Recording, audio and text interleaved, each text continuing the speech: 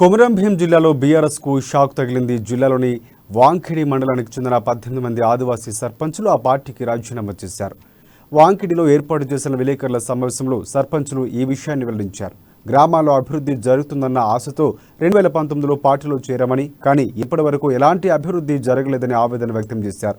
తాము గెలిచి అధికారం చేపట్టిన తొలి రోజుల్లో చేపట్టిన అభివృద్ధి పనులకు సంబంధించి ఇప్పటికీ బిల్లులు రాలేదని వాపోయారు. దీంతో ఆర్థికంగా ఇబ్బందులు పడుతున్నట్లు వారు చెప్పారు.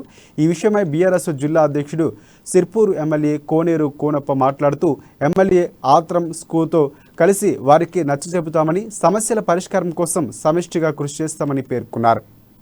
ఏంటంటే తెలంగాణ రాష్ట్రం ఏర్పడిన తర్వాత 2 దఫాలుగా టీఆర్ఎస్ పార్టీ మా ప్రధానంగా డిమాండ్స్ ఏంటంటే కొమరం భీం జిల్లాలో అత్యంత మారుమూల గ్రామాలకు నేటి వరకు కూడా కనీసము రోడ్డు సౌకర్యం లేనటువంటి గ్రామాలు ఉన్నాయి.